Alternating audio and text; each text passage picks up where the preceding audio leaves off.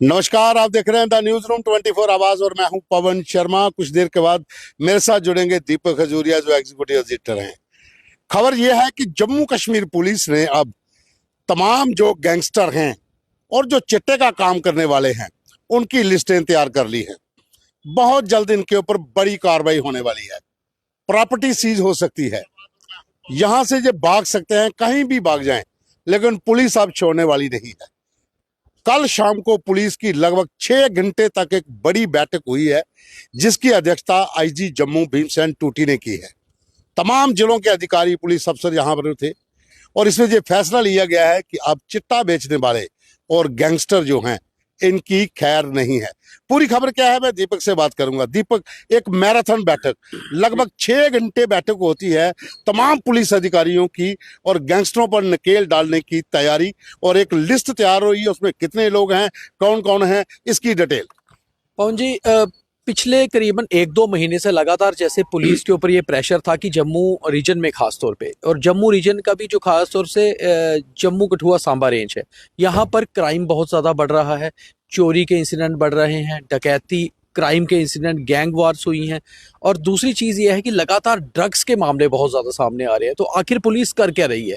और उसके बाद पुलिस, जैसे ही पुलिस में चेंजेस हुई, आईजी बदले गए, भीमसेन टूटी ने एज ए आईजी ज्वाइन किया। खैर डीआईजी एसएसपी तो पुराने ही थे।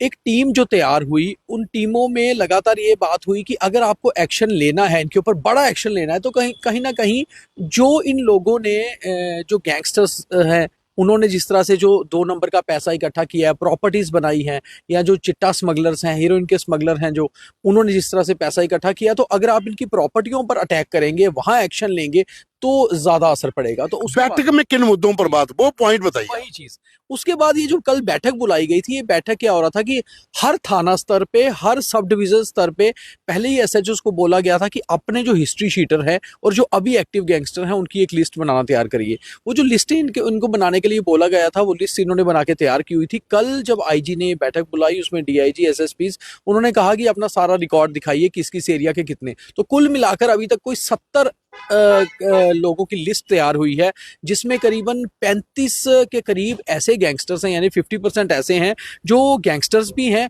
और साथ ही साथ चिट्टे का काम भी करते हैं, स्मगलिंग में भी इन्वॉल्व रहे हैं।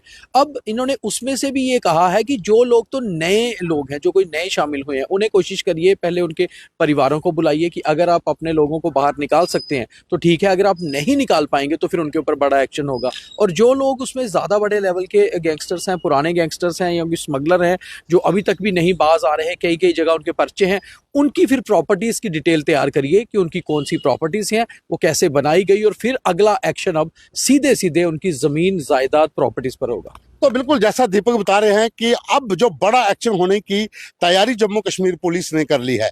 जो खबर हमारे पास है कि इस बैठक में IG Bhimsen Tuti, DIG Shiv Kumar Sharma, SSP Jammu Jogendra Singh, SSP Samba, SSP Kathua, तमाम एसओजी के अधिकारी, तमाम थानों के थानेदार और जितने भी एडिशनल एसपी हैं, एसपी नॉर्थ, एसपी साउथ, तमाम पुलिस अधिकारी इस बैठक में थे। और इस बैठक में एक पूरी स्ट्रेटजी बनाई गई है कि जम्मू के 3 बड़े जिले, जम्मू संभाग के जम्मू, सांबा और कठुआ, इन इलाकों में गटारू हत्याकांड के बाद, जब गटारू का मर्डर हुआ था, उसके बाद से लेकर पुलिस के ऊपर जो सवाल उठ रहे थे, अब पुलिस एक्शन मोड पे है और तमाम थानों की एक लिस्ट बनाई जा रही है। और जो खबर आ रही है कि सीआईडी के साथ पुलिस को दीपक संपर्क करने को कहा है। तमाम जो थानेदार है वो सीआईडी से मिलेंगे और डाटा लेंगे। देखिए पवन जी, इसमें बड़ी चीज ये है कि सबसे पहले तो सब घेरे जाएंगे, ये सब फटे जाएंगे। हम सीधा बोल देते हैं, अब सब फटे जाएंगे। साफ तौर पे है, आईजी ने डीआईजी और एसएसपी को कह दिया है कि सब घेरे जाएंगे, किसी को नहीं छोड़ना है। किसी का कोई पॉलिटिकल कनेक्शन सामने आता है, किसी को कोई सिफारिश करता है, जिसके खिलाफ मामले हैं, सबको पकड़िए। और ये निर्देश जो है साफ तौर पे कह दिया गया है कि ऊपर से हैं, यानी कि लेफ्टिनेंट गवर्नर साहब से हैं, क्योंकि होम उनके पास है। और उन्होंने साफ कर दिया है पुलिस डिपार्टमेंट को कि आप एक्शन लीजिए, जहां पर एक्शन में आपको दिक्कत आती है आप वो ऊपर बताइए कि कहाँ कहाँ दिक्कत आ रही है, क्या आ रही है, कोई ऐसी दिक्कत नहीं आएगी, क्योंकि पब्लिक सीधी अब सरकार की ओर देख रही है कि आखिर ये लोग कर क्या रहे हैं। जहां आपने कश्मीर में टेररिज्म को नहीं छोड़ा तो ये तो गैंगस्टर्स हैं ही क्या, और खास तौर पे जो ड्रग्स बेचने वाले हैं उनको भी बिल्कुल बख्शा नहीं जाएगा। अब दूसरी बात जो सीआईडी की आपने की, तो उन्होंने ये कहा कल आईजी और डीआईजी ने अपने सभी एसएचओस को, सभी एसडीपीओस को, कि सीआईडी के पास भी एक डाटा होता है। तो आप सीआईडी जो कंसर्न उस एरिया के जो सीआईडी सर्कल अफसर होते हैं या जो उस एरिया के इंचार्ज सीआईडी ऑफिसर हैं, आप उनसे मिलिए, उनसे अपना डाटा टैली करिए कि जिस गैंगस्टर को आप गैंगस्टर मान रहे हैं क्या वो गैंगस्टर है। और बड़ी बात एक और भी कही गई है कि ये जो इंस्टाग्राम गैंगस्टर्स आजकल बने हुए हैं, तस्वीरें डालकर, गाने डालकर, उनको मत लीजिए, उनको आप सिर पर मत चढ़ाइए। जिसके खिलाफ मामला है उसको सीधे थाने बुलाइए, उसके परिवार को भी बुलाइए और एक मौका भी दिया जाएगा। परिवारों को कहा जाएगा कि भाई आपका लड़का ये चीज़ कर रहा है, अगर आप इसे सुधार सकते हैं तो ठीक है, नहीं तो आपकी प्रॉपर्टी के ऊपर एक्शन होगा। और अभी ये प्रॉपर्टी पे जो एक्शन होगा ये पीला पंजा चलेगा या प्रॉपर्टी सीज होंगी, इस बारे में कंफर्म नहीं है। मगर एक बात साफ है, जैसे कश्मीर में ओजीडब्ल्यूज स्लीपर सेल्स को नहीं बख्शा गया, वैसे ही जम्मू में जो गैंगस्टर्स की मदद करने वाले हैं या जो चिट्टा बेचने वाले हैं, हेरोइन बेचने वाले हैं, उनको बिल्कुल बख्शा नहीं जाएगा। सरकार ने साफ कर दिया है पुलिस के जरिए। और पुलिस की कल ये जो मैराथन बैठक थी 5-6 घंटे चली है, उसमें काफ़ी सारे जो पुलिस में हमारे सोर्सेज हैं, सीनियर ऑफिसर जो उस बैठक में शामिल थे, उनसे बात हुई है, उन सब ने यही चीज़ कही है कि बिल्कुल साफ निर्देश है, लिस्ट तैयार करिए अपने अपने थानों की, अपने अपने सब डिवीज़न की। लिस्ट तैयार होने के बाद वो लिस्ट को आप एक बार वेरीफाई करिए कि उसमें से कितने लोग हैं जो अब इस काम को छोड़ चुके हैं। ऐसी बात नहीं है जो लोगों के मान लीजिए कोई गैंगस्टर है, पिछले 2-3 साल से कोई केस नहीं किया, अपना काम कर रहा है, तो आप उसके ऊपर ये नहीं है कि खाम का एक्शन लेंगे, आखिर वो भी यहाँ का नागरिक है। अगर वो पुराने केस भुगत रहा है, पुलिस के बुलाने पर थाने आ जाता है, किसी चीज़ में शामिल नहीं, तो उसके ऊपर एक्शन नहीं होगा, उसका नाम लिस्ट में नहीं होगा। मगर जो लोग बार बार लगातार इसमें शामिल हो रहे हैं और उनके ऊपर एफआईआर और क्रॉस एफआईआर मतलब लग रही है, बार बार एफआईआर लग रही है, तो आप फिर उसको लिस्ट में रखिए और फिर एक्शन शुरू करिए। तो बिल्कुल जैसा दीपक कह रहे हैं कि लिस्ट में रखिए और एक्शन शुरू करिए। आपको एक बार बता दें कि अभी कुछ दिन पहले ही पुलिस ने तमाम जो डीवाईएसपी थे और कुछ थानेदारों के तबादले किए थे, जिसके चलते हम आपको बता दें, एक हमने नाम लिया था सौरभ पराशर। दीपक अगर मैं सही हूं तो उनका नाम सौरभ पराशर है। बिल्कुल बिल्कुल, उनको लाया गया था सीआईडी एसबी में डीवाईएसपी। जी जी। वो एक कड़ी है, वो स्ट्रेटजी का एक हिस्सा थी। जैसा पुलिस की बैठक में कल कहा गया कि सीआईडी से साथ मिलकर काम करिए, तो सीआईडी में भी ऐसे लोगों को लाया गया है जिनकी पकड़ अपने अपने इलाकों में जो गैंगस्टरों के ऊपर थी और एक स्ट्रांग नेटवर्क था। अब उस तरीके से काम होगा। और इसमें एक चीज और मैं दीपक से वो भी पूछना चाहूंगा, जो कार्रवाई होगी वो कोर्ट के जरिए होगी। बिल्कुल, जो मतलब अब पुलिस जो जिस तरह लिस्ट तैयार हो रही है, वो लिस्ट तैयार, जैसे पहले सौरभ पराशर जी की बात कर ले।